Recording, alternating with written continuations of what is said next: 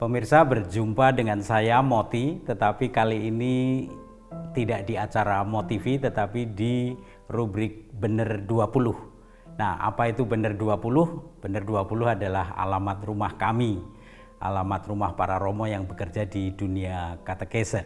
Dan kita akan berbincang-bincang di ruang katekese. Dan katekese kita kali ini agak berat guys, karena kita akan ngobrol tentang single mothers. Dulu waktu saya muda, saya pernah nonton film pernikahan dini. Lalu itu merebak di sinetron di televisi, ada pernikahan dini yang main Agnes Monica kalau nggak salah. Lalu beberapa waktu yang lalu juga Dua Garis Biru.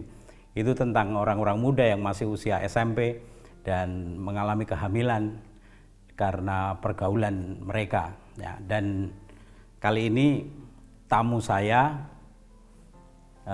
tetangga kamar saya, dan saya nggak ngerti juga kenapa dia tiba-tiba terlibat dengan dunia para single mothers ini. Jadi saya ingin mengulik banyak hal pengalaman beliau berbicara dan menangani isu-isu tentang single mothers ini. Maka bersama saya Romo Mattio. Walah. Terima kasih Romo. Selamat siang. Selamat siang Romo. Kita ngobrol dunia single mothers. Betul. Nah, pertanyaan pertama yang langsung menarik, Romo Mattio ini kok concern pada single mothers ini, dan dulu awalnya gimana bisa tersangkut isu single mothers ini? Ini bukan tiba-tiba sih. Oke. Tapi perjalanan panjang nih ya. Ya. Tapi saya singkat saja supaya tidak terlalu lama di bagian ini. Okay. Bermula pada bulan Juni tahun 1983. 6 bulan sebelum saya ditabiskan menjadi imam, saya mengalami sebuah krisis besar. Mengapa? Karena saya tidak ingin menjadi imam hanya melayani sakramen-sakramen. Tapi selebihnya apa? Itu yang belum saya temukan. Waktu itu saya ingin mengundurkan diri, tapi almarhum Rektor Kolese Ignatius Romo Suradibroto mengatakan, "Wajo mundur, dipikir dhisik." Maka selama retret di Lembang yang didampingi oleh Romo Jan van de Pol pada waktu itu, dalam perjalanan retret itu saya temukan bahwa ternyata pada tahun 74 Serikat Yesus mengadakan kongregasi jenderal yang ke-32. Tarekat lain menyebutnya sebagai kapital umum. Dan itu hanya setahun setelah saya masuk novisiat. Dan di dalam dokumen yang dihasilkannya ada artikel yang mengatakan bahwa menjadi Yesuit zaman sekarang berarti diutus untuk mewartakan karya keselamatan Allah dan menegakkan keadilan sebagai unsur konstitutifnya. Hal itu sebetulnya sudah dikatakan oleh Gereja Universal ketika pada tahun 71 ada sinode para uskup sedunia di Roma. Dan salah satu dokumen yang dihasilkan yakni Perdamaian dalam Dunia, artikel nomor 6 mengatakan bahwa bagi gereja terlibat di dalam upaya mentransformasikan dunia dan menegakkan keadilan merupakan unsur konstitutif dari pewartaan Injil. Itu yang nyangkut dalam hati saya. Dan saya mantap untuk itu. Karena selama formatio pendidikan saya merasa ini yang perlu diperjuangkan. Dan kalau saya tetap menjadi imam Yesuit, ini bisa terlaksana. Nah, ketika pada tanggal 1 Juni 84, saya mulai ditugaskan di paroki Aloysius Gonzaga, Cijantung, Jakarta Timur. Keinginan yang terdalam ini mulai terwujud. Karena di sana waktu itu 70% warga masyarakat dan anggota paroki adalah orang-orang miskin. Bersama mereka lah saya belajar apa itu beriman. Dan apa artinya menjadi imam Yesuit yang tidak hanya melayani sakramen-sakramen, Kemudian saya dipindahkan ke Filipina di East Asian Pastoral Institute atau EAPI. Lalu pergi ke New York untuk tersiat, ke Washington DC untuk belajar teologi pelayanan, dan baru kembali lagi ke Filipina tahun 92. Dan pada tahun 94, saya mempersiapkan kaul akhir saya. Aneh, waktu itu saya mengalami kesepian luar biasa. Sebuah kesepian yang belum pernah saya alami di dalam hidup saya. Padahal secara akademis saya sudah pol gitu ya, mendapatkan gelar S3, menjadi dosen disenangi para mahasiswa, relasi saya dengan keluarga baik, teman juga baik, banyak. Mengapa ada kesepian yang begitu mendalam? Nah, ternyata di dalam retret saya sangat kaget. Karena ternyata penyebab dari kesepian itu adalah semenjak saya meninggalkan Jakarta tanggal 20 Agustus tahun 1986 sampai November 1994, 8 tahun itu saya tidak pernah berjumpa dengan orang miskin. Itulah sebabnya iman saya meredup dan panggilan pun mulai goyah. Nah, setelah menyadari itu, saya mulai berdoa dan minta teman-teman dekat untuk mendoakan saya agar Tuhan berkenan mempertemukan saya dengan orang-orang miskin. Dan Tuhan itu selalu maha baik. Setelah 6 bulan berdoa dan didoakan, saya menemukan sebuah perkampungan kumuh tidak jauh dari EAPI tempat saya bekerja. Dan mulai saat itu saya datang ke sana, memimpin perayaan Ekaristi, ikut rapat bagaimana caranya menghadapi pemerintah yang ingin memutus jaringan listrik dan air bersih, bagaimana memberikan katekese kepada kaum muda, bagaimana membangun komunitas basis gerejawi, dan bahkan merencanakan demonstrasi untuk menurunkan Presiden Estrada pada waktu itu. Itu semua saya jalani selama hampir 4 tahun dan sangat mengagumkan. Iman mulai tumbuh kembali dan panggilan mulai kokoh lagi. Nah, saya pada akhir tahun 88 dipanggil oleh Provinsial Romo Wiryono waktu itu untuk kembali ke Jakarta guna memperkuat pendidikan teologi di Jakarta. Kekhawatiran saya hanya satu ketika saya dipanggil kembali ke Indonesia itu, yakni akankah saya dengan posisi saya sebagai pater unit dan kemudian sebagai dosen teologi itu masih ada peluang untuk berjumpa dengan orang-orang miskin. Dan sekali lagi, ketika saya mulai memasuki Jakarta pada Agustus tanggal 8 tahun 2000, saya diberi peluang-peluang untuk berjumpa dengan mereka melalui Sanggar Ciliwung, melalui komunitas single mothers yang dikelola oleh para suster gembala baik, melalui Lembaga Daya Dharma Jakarta dengan biro buruhnya. Di sana saya berjumpa dengan orang-orang miskin itu. Dan kemudian, seperti kita tahu, pada bulan September tahun 2004, Presiden Megawati Soekarno Putri menandatangani Undang-Undang Nomor 23 tahun 2004 tentang penghapusan kekerasan dalam rumah tangga. Nah, untuk mensosialisasikan undang-undang itu, pada tanggal 14 Desember tahun 2004, digelar sebuah seminar nasional di Gedung Lemhanas. Dan saya tidak tahu mengapa saya diundang untuk menjadi pembicara mewakili Gereja Katolik. Tahun berikutnya, karena hal itu, saya mulai diundang oleh beberapa paroki di Jakarta untuk berbicara mengenai kekerasan dalam rumah tangga ini. Bahkan televisi Indosiar dan TVRI pun mengundang saya untuk berbicara dengan itu. Akibatnya apa?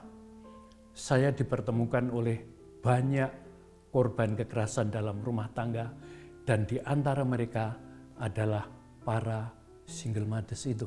Baik Romo, yang menarik mau saya komentari, Romo ini ganteng, pinter itu kok bisa sampai krisis kesepian, tapi kesepiannya itu saleh sekali gitu loh. Jadi pengen rindu ketemu orang miskin gitu. Ini gimana nih? Tuhan bicara apa pada Romo sampai akhirnya sungguh merindukan dan itu sampai membawa krisis pada iman gitu. Ya karena itu tadi berawal pada ketika saya mau tabisan itu. Karena mewartakan iman dan menegakkan keadilan itu berarti secara real bergulat bersama dengan orang miskin, berjuang bersama dengan mereka untuk meningkatkan kualitas hidup mereka. Itu berarti kongregasi jenderal ketiga dua. Ya betul. Sangat bagi saya sangat mengena, dan juga Sinode Para Uskup Sedunia tahun 71. Salah satu yang kelihatan sebagai orang miskin ini para single mothers ini ya. Ya salah satunya. Sebenarnya betul. Kalau Romo bicara tentang isu tentang single mothers ini, apa yang ingin Romo selamatkan dengan keterlibatan Romo? Dua hal Romo. Khususnya para single mothers yang usianya masih muda, dihamili, dan kemudian ditinggalkan oleh laki-laki yang menghamili itu, tapi mereka tetap mempertahankan janin untuk tidak digugurkan, dan nanti kalau sudah lahir ingin dirawat sendiri. Yang ingin saya perjuangkan adalah menyelamatkan hidup janin itu dan ibu yang menjadi pahlawan untuk membela kehidupan itu. Dan yang kedua, integritas iman Kristiani itu sendiri. Yang menurut hemat saya, iman Kristiani, orang-orang yang beriman Kristiani harus berada di garis paling depan ketika hidup orang-orang paling lemah itu terancam keadaannya. Itu yang ingin saya perjuangkan. Baik Romo, ini di kalangan anak muda ini sering ada istilah MBA, Married by Accident. Lalu ada istilah perkawinan dini atau kehamilan muda di luar pernikahan resmi gitu ya. Nah, apakah gejalanya akhir-akhir ini meningkat? Untuk pendidikan dini, menurut pengamatan saya kadarnya semakin turun. Karena upaya gereja, upaya komunitas-komunitas agama, LSM dan juga pemerintah untuk memberikan penerangan-penerangan kepada mereka mengenai bahaya perkawinan dini itu. Dan juga adanya perundang-undangan yang menghalangi terjadinya perkawinan dini itu. Jadi jumlahnya semakin menurun. Akan tetapi kehamilan di kalangan orang-orang muda itu meningkat. Dan yang menyedihkan justru sudah merambah sampai tataran anak-anak SMP. Dan ini yang seringkali membuat hati saya betul-betul ambyar. Film-film itu yang saya tonton baik dulu maupun sekarang itu penontonnya banyak sekali. Jadi sebetulnya ada keingintahuan sebetulnya apa yang terjadi ketika orang muda mengalami kehamilan muda ini dan di usia yang sangat muda, SMP masih sangat muda. Dan orang pengen ngerti dan ingin melihat pergulatan batin baik si anak maupun orang tuanya. Nah, kira-kira isu ini terjadi karena apa? Apa sebabnya? Apakah karena ketidaktahuan si anak, gitu. Apakah karena tidak adanya pendidikan seks sejak dini, atau tidak ada tuntunan moral? Kalau Romo di Universitas Romo itu kan ada weekend moral, jadi kita ngerti lah tuntunan moral dan segala macam itu. Atau ini sebuah ketidakpedulian keluarga atau sekolah, atau memang zaman yang berubah, yang kalau mau kita salahkan itu zaman yang semakin tidak jelas ini, atau gimana? Itu sebabnya apa? Kiranya kita tidak perlu menyalahkan siapapun. Tapi menurut hemat saya penyebabnya ada 3. Pertama, di dalam masyarakat kita bahkan sampai sekarang, bahkan di kalangan para imam dan biarawan-biarawati pun, yang namanya seks dan seksualitas itu masih dipandang sebagai sesuatu yang tabu untuk dibicarakan di depan umum. Seks dan seksualitas masih dipandang sebagai sesuatu yang kotor sehingga tidak pantas dibicarakan di depan umum. Akibatnya apa? Anak-anak tidak mendapatkan pendidikan seks dan seksualitas mulai dari keluarga. Dan sekolah pun tidak melakukannya dengan baik. Ini yang pertama. Yang kedua, juga andaikan pendidikan seks dan seksualitas itu dilakukan, jarang sekali yang mengaitkannya dengan tanggung jawabnya untuk membangun hidup berkeluarga yang bahagia. Jarang sekali yang mengkaitkannya dengan tanggung jawab untuk mendidik anak-anak yang dihasilkan dari hubungan seksual itu, supaya anak-anak berkembang menjadi pribadi-pribadi yang bahagia, dewasa dan bertanggung jawab untuk nanti dapat menyumbangkan sesuatu bagi kehidupan bermasyarakat. Yang ketiga, media sosial yang betul-betul mengubah banyak hal ini memang luar biasa dan banyak manfaat positifnya.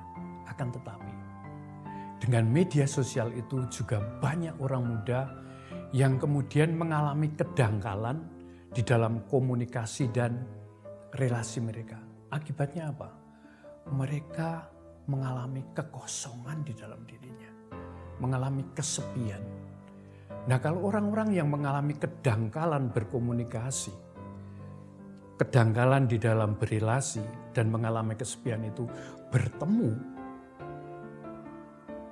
bisa saja kemudian terjadi hubungan seksual tanpa mereka ketahui konsekuensi dan risikonya.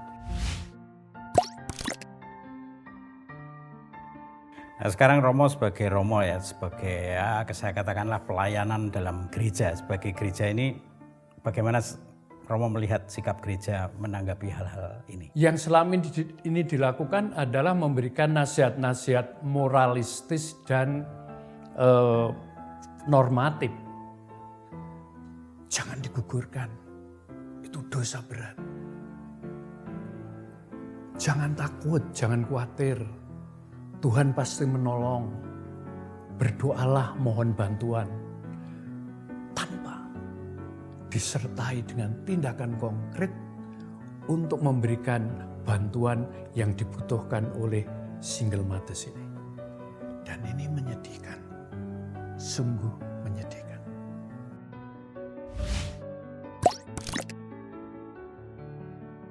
Selama pengalaman Romo menangani kasus-kasus seperti ini, tantangan apa yang dihadapi? Pertama-tama tidak adanya sikap dan tindakan belas kasih serta bela rasa dari orang-orang yang justru dekat dengan anak itu. Mulai dari keluarga, teman dan sahabat, komunitas agama, tempat sekolah, atau tempat bekerja. Tidak sedikit keluarga yang merasa dipermalukan oleh apa yang terjadi pada anaknya.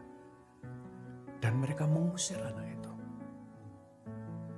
Teman sahabat memperbincangkannya dan mengolok-olok anak itu. Komunitas agama menyingkirinya karena tindakan itu disebut sebagai tindakan tidak bermoral dan anak itu nanti menjadi anak haram.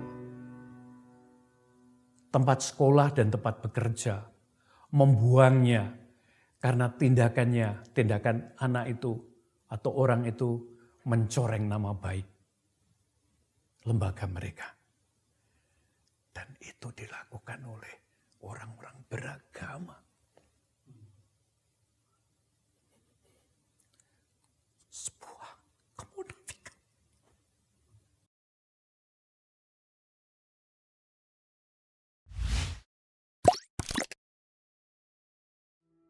Bagaimana seharusnya keluarga mendidik anak-anak ini?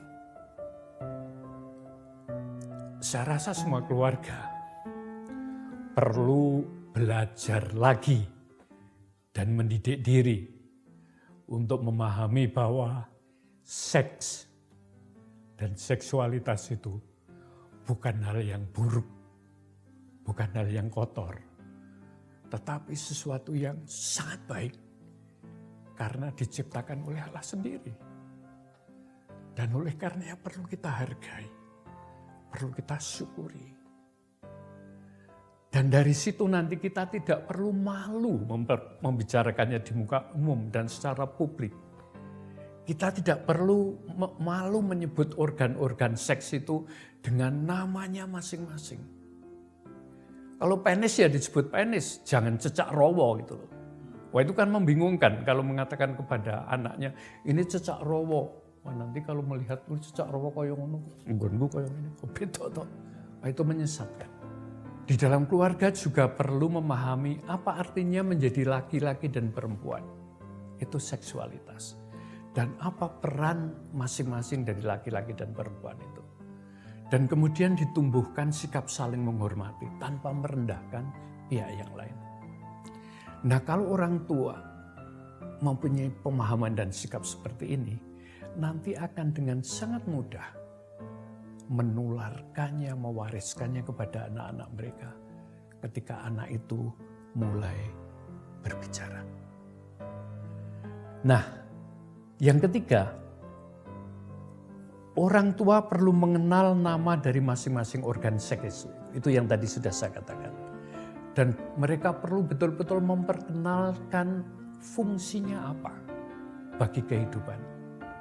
Supaya anak dapat merawatnya dengan baik. Dan mempergunakannya secara tepat dan secara bertanggung jawab. Dan yang keempat, perlu menempatkan semuanya itu dalam konteks jalan hidup yang dipilih oleh masing-masing orang. Bagaimana seks dan seksualitas ditempatkan dalam konteks hidup berkeluarga. Bagaimana seks dan seksualitas ditempatkan dalam konteks orang yang memilih untuk menjadi imam, menjadi biarawan atau biarawati. Dan bagaimana seks dan seksualitas ditempatkan dalam konteks jalan hidup menjadi single. Itu semua perlu dilakukan. Dan kalau itu dilakukan, kemungkinan besar akan berkurang peristiwa-peristiwa hamil di luar perkawinan dan orang yang melakukannya justru meninggalkannya. Romo kalau ngomong tentang single mothers ini atau perkawinan yang kehamilan di luar pernikahan resmi ini selagi muda, dan ini Romo terlalu sangat emosional gitu. Apa yang membuat Romo menangis itu sebetulnya? Penderitaan,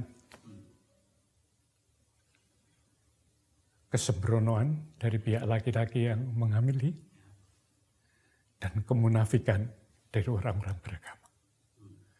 Di satu pihak mengatakan jangan menggugurkan, tapi mengusir mereka. Tidak peduli pada mereka. Bagaimana mungkin kita bisa mengatakan jangan menggugurkan tapi tidak berbuat apa-apa untuk menolong? Dan banyak orang beragama masih mengutamakan rasa malu daripada menunjukkan belas kasih yang dulu selalu dilakukan oleh Yesus terhadap orang yang terpuruk hidupnya. Itu. Tadi sudah keluarga, lalu sekarang kita masuk ke institusi sekolah. Bagaimana sekolah harusnya mendidik anak-anak didiknya terkait dengan seksualitas ini? Saya rasa apa yang dilakukan di dalam keluarga perlu dilakukan di dalam sekolah, sehingga saya tidak perlu mengulangi lagi hal itu. Tapi saya ingin menambahkan satu hal. Bila ada salah seorang murid yang kedapatan hamil, jangan pernah dikeluarkan dari sekolah.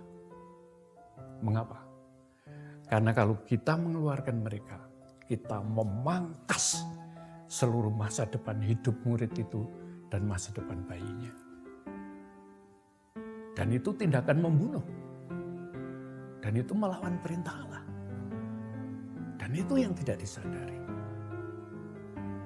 Dan dengan mengeluarkan itu, kita sebetulnya juga ikut ambil bagian di dalam mendorong anak itu yang tidak bisa melihat masa depan bagi dirinya dan bagi bayinya untuk ambil jalan keluar pintas, yakni melakukan pengguguran. Dan kalau itu terjadi, menurut kitab hukum kanonik, Kanon 1329 paragraf 2, sekolah merupakan salah satu pihak yang akan terkena ekskomunikasi secara otomatis. Dan ini yang tidak disadari. Tapi lebih daripada itu, sekolah perlu melihat kembali apa artinya nama baik bagi sekolah itu. Menurut hemat saya, nama baik sebuah lembaga Katolik itu bukan pertama-tama dilihat dari apakah peraturan-peraturan itu ditaati, tetapi bagaimana seluruh atmosfer dan peraturan-peraturan itu menunjukkan belas kasih dan bela rasa kepada salah satu anggotanya yang terpuruk hidupnya. Dan itu sangat Kristiani.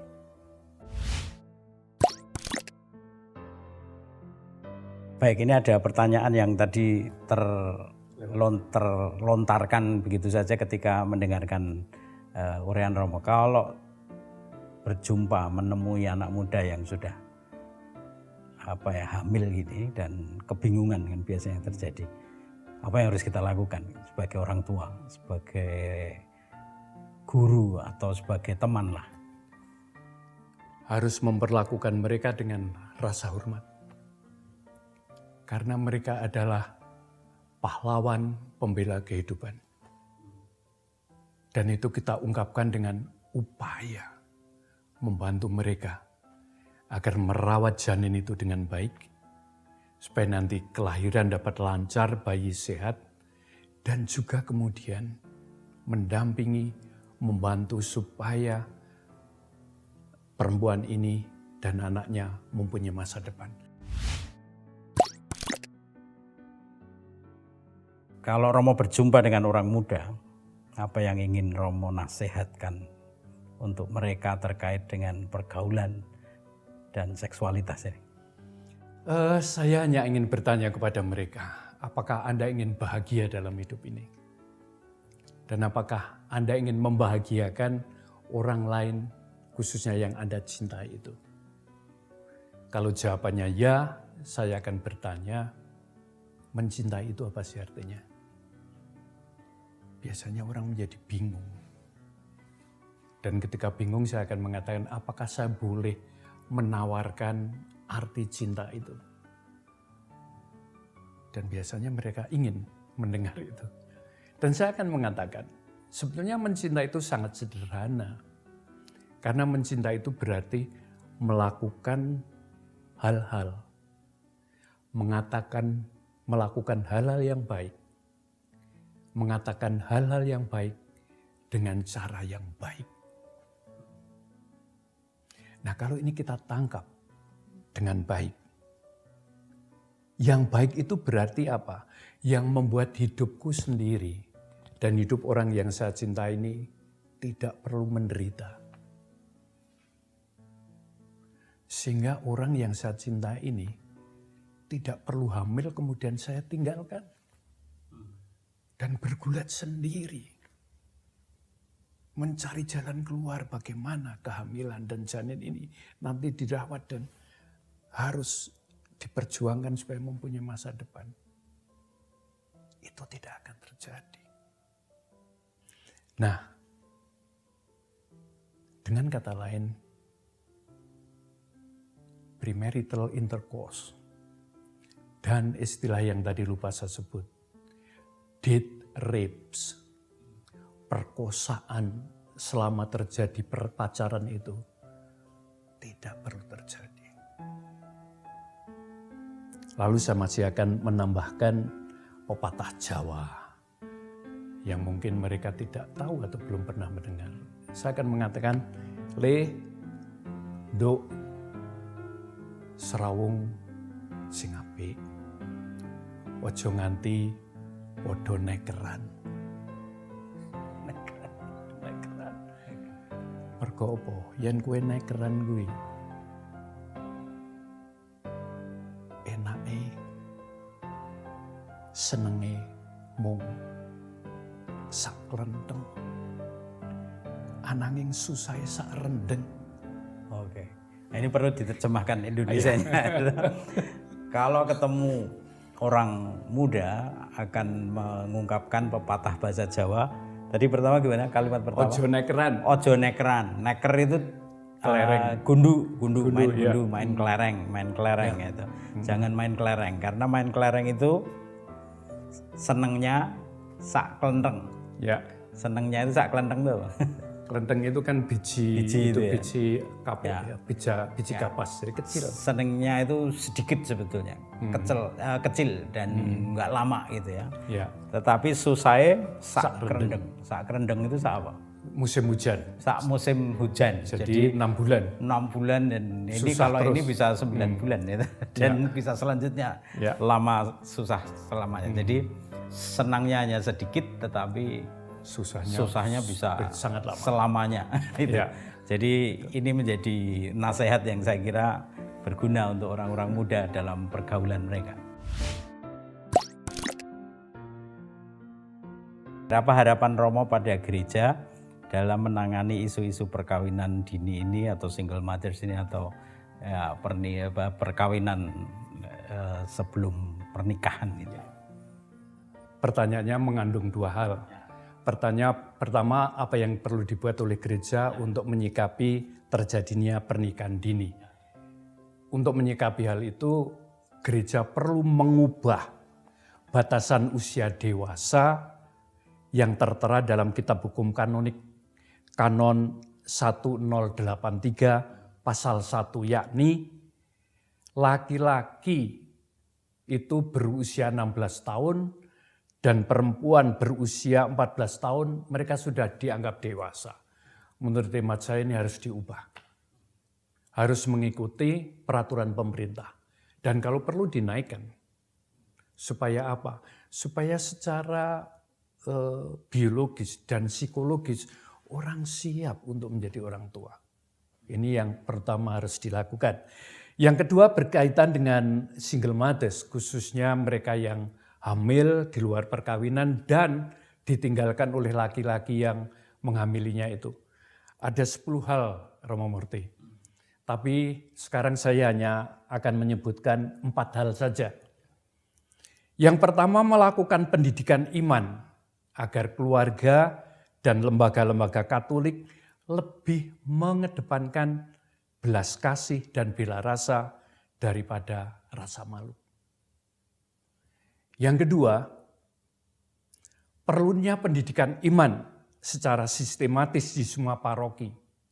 Agar semua warga paroki mulai dari imamnya, mulai dilanjutkan dengan para religius yang hidup di situ, dan seluruh umat itu dapat melihat realitas single mothers ini sebagai bagian integral dari paroki dan bukan sebagai penyakit kusta yang harus disingkiri. Kehadiran mereka perlu kita lihat sebagai undangan untuk menghayati iman kita secara otentik. Dengan pendidikan iman seperti itu, umat paroki dengan pemimpinnya akan dimampukan untuk menempatkan belas kasih dan bela rasa di atas hukum dan peraturan. Selanjutnya, kita perlu membantu para lelaki yang menghamili perempuan itu dan kemudian minggat entah kemana. Membantu mereka untuk belajar menjadi pribadi yang bertanggung jawab. Caranya bagaimana? Selama ini mereka dibiarkan saja pergi. Dan yang harus menderita adalah perempuan ini dan bayinya. Menurut hemat saya, gereja perlu bekerja sama dengan lembaga-lembaga pemerintahan dengan lembaga-lembaga adat untuk memberikan sanksi sosial kepada laki-laki yang menghamili perempuan itu. Wujudnya apa? Perlu membantu biaya merawat kandungan, biaya persalinan, dan biaya membesarkan anak itu sampai lulus S1. Mengapa lulus S1? Supaya nanti dia bisa mandiri dalam hidupnya. Ini perlu dilakukan. Sebab kalau tidak, saya khawatir orang-orang seperti itu akan merosot kemanusiaannya. Dan kalau kita tidak memberikan pendidikan kepada mereka, jangan-jangan kita ikut menciptakan orang-orang yang pribadinya merosot ketataran seperti itu. Dan ini sangat menyedihkan. Dan gereja bersalah kalau hal itu tidak dilakukan. Yang terakhir, setiap keuskupan dan akan lebih baik setiap kevikepan atau dekanat melalui Komisi Kerasulan Keluarga perlu memiliki program-program konkret untuk membantu para single mothers ini yang mempertahankan kehamilannya meskipun ditinggalkan pergi oleh laki-laki yang menghamilinya. Caranya pertama, menyediakan tempat singgah yang aman dan nyaman, yang layak selama keluarga membuang anak mereka. Sehingga gadis yang hamil itu tenang. Karena ada tempat untuk singgah, untuk tinggal. Yang kedua, perlu memberikan bantuan finansial untuk merawat kandungan sampai bayi dilahirkan. Yang ketiga, memberikan pemberdayaan psikologis kepada perempuan itu. Supaya apa? Supaya dirinya tidak merasa tidak berharga. Supaya dirinya tidak merasa sebagai sampah. Tetapi merasa bahwa saya memang bersalah, tetapi saya mengambil keputusan yang benar untuk mempertahankan kandungan ini dan merawat bayi saya. Ini perlu dilakukan. Yang keempat, perlu memberikan pemberdayaan ekonomi kepada perempuan-perempuan ini. Supaya apa? Mereka nanti dapat memperoleh pekerjaan yang dapat memberikan penghasilan guna mencukupi kebutuhan dirinya dan bayinya dan untuk menyekolahkan dan mendidik bayinya itu. Dan akhirnya perlu memberikan bantuan hukum untuk mendapatkan akte kelahiran bagi si anak ini. Nah, itu semua perlu diambil secara serius. Kalau kita sebagai orang Katolik dan sebagai gereja masih ingin disebut sebagai murid-murid Yesus. Begitu Romo Pati. Terima kasih Romo Madyo atas waktunya, dan ini pembicaraan yang shocking juga bagi saya sebagai presenter ini. Dan kita masih mungkin suatu saat akan ngobrol-ngobrol lagi. Baik. Ya, kembali kasih Romo. Para pemirsa, ini tadi obrolan saya dengan Romo Madyo tentang single mothers, tentang pergaulan orang muda dan juga tentang seksualitas.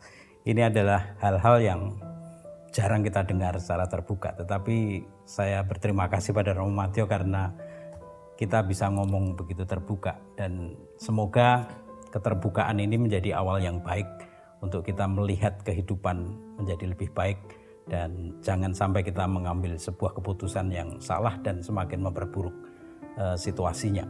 Maka terima kasih atas Bener 20, ruang katekese kita kali ini.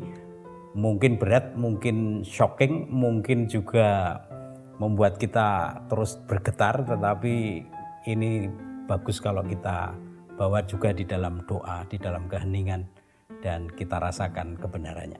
Terima kasih, sampai jumpa.